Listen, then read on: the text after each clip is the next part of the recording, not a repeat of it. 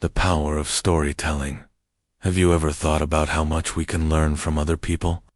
Sometimes, the most important lessons in life do not come from books. They come from the stories of ordinary people, people like you and me. This is a story about that. It is a story about how listening to others can help us understand life and even learn a new language. My name is Anna, and I wanted to improve my English. I went to a conversation club every week. In this club, we did not use textbooks. Instead, people just talked. They shared parts of their lives. I called it real-life English because the stories were true. They were about love, about difficult goodbyes, and about being strong when life was not easy. One evening, our group leader, a kind man named Mr. Harrison, said, "Tonight, we will share stories about important moments in our lives, a time that changed you." The room was quiet for a moment. Then, an old woman with kind eyes decided to speak. Her story was about love, a story of love, finding strength and connection.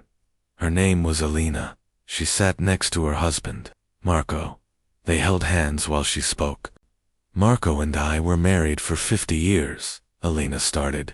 Her voice was soft. "We built a life together. We had a small house with a big garden. We had 2 children. Our life was simple, but it was happy. We had a strong connection. We were partners in everything." She paused and looked at Marco. He smiled at her. Then, one year, Marco became very sick. The doctors said it was a serious illness. He needed a big operation, and he had to stay in the hospital for a long time. I was very scared. Our happy life suddenly felt very fragile. Every day I went to the hospital. I sat with him from morning until night. I brought him books and his favorite music. We did not talk much some days because he was too tired, but we were together. My support was important for him, and being with him gave me strength, too.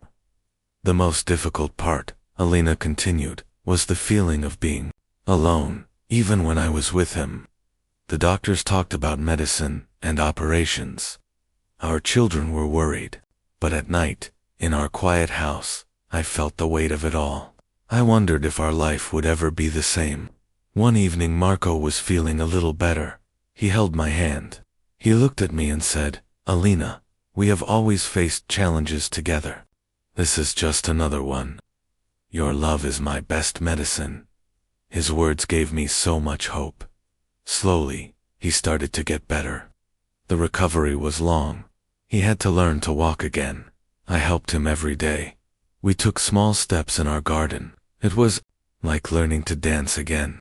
Our relationship became even stronger during that difficult time.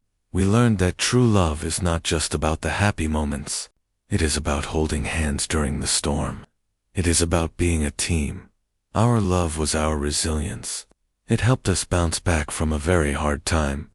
When Alina finished her story, the room was silent. We all felt the power of their connection. Her story was not just about sickness. It was about the strength we find in the people we love. I wrote down new words in my notebook: connection, support, partner, and resilience. But I learned more than just words. I learned that love is an action. It is something you do, especially when things are hard. A story of loss, learning from grief. Next, a man named Sam decided to share his story. He was younger, maybe 40 years old. He looked down at his hands as he began to speak. His story was about loss. "My story is a bit different," Sam said quietly. "It's about losing something I loved. For 15 years, I worked at a big company. I was an architect. I loved my job. I designed buildings. It was my identity. When people asked me, 'What do you do?' I proudly said, 'I am an architect.' But the company had problems. One day, they called me into an office and told me they did not need me anymore. I lost my job, just like that. It was a huge shock. I felt lost. My job was not just a job. It was a part of me. The first few months were very difficult. My days were empty. I felt a deep sadness. a kind of grief. I was grieving for my old life. I sent my resume to many companies, but nobody called me back. I started to lose hope. I thought my best days were behind me. He took a deep breath before he continued. My wife was very patient with me. She listened to me every night. One day, she said, "Sam, you always loved to make things with your hands, not just on a computer. You used to build beautiful wooden furniture for our house. Why don't you try that again?" At first, I didn't listen.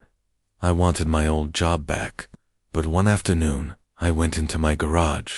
I saw my old tools. I found some wood. I started to build a small bookshelf. As I worked with the wood, I felt something change inside me. I was not thinking about my old job. I was focused on the thing I was creating. I started spending more time in my garage. I made a table, then some chairs. My friends saw them and loved them. One friend asked me to make a special table for his new house. He paid me for it. It was not a lot of money, but it felt amazing. It was a new start. I started a small business, making custom furniture. It was hard work, much harder than my office job, but it was my own. I was building things again, not just on paper, but with my hands. I learned to accept the change in my life. The loss of my job was painful, but it also opened a new door. It led me to a new passion. I learned that sometimes, losing something can help you find a new part of yourself. We cannot always control what happens to us, but we can control how we react. We can choose to move forward. Sam's story made me think. We often fear loss, but his story showed that it can also be a beginning. I learned that acceptance is a key part of moving on. I wrote down grief, acceptance, and new start in my notebook. Sam's story taught me that our lives can have more than one chapter. A story of strength, embracing resilience. The last person to speak was a young woman named Maya. Her voice was full of energy. Her story was about strength. I did not have an easy childhood, Maya began. My family did not have a lot of money. We moved a lot. I went to 6 different schools before I was a teenager. It was hard to make friends. It was hard to keep up with my classes. Many people thought I would not finish school. Some of my teachers told me that maybe university was not for someone like me. They did not say it to be mean. They just saw my situation and thought it was too big of a challenge. But I had a dream. I wanted to be a scientist. I loved reading about the stars and the planets. When I felt sad or lonely, I looked up at the night sky. It made me feel that there was a big, beautiful world out there, and I wanted to understand it. I knew I had to work very hard. I decided to believe in myself, even if others did not. I stayed after school to study in the library. I asked my teachers for extra work. When I did not understand something, I did not give up. I read it again and again until I understood. Perseverance became my most important skill. It means you keep trying, even when it's very difficult. There were many nights I wanted to quit. I was tired. I saw my friends having fun, and I was studying. But then, I remembered my dream. I remembered looking at the stars. When it was time to apply for university, I applied for a scholarship.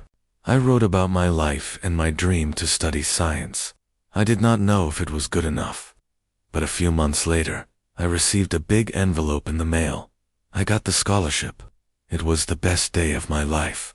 Now, I am in my final year at university. I am studying physics.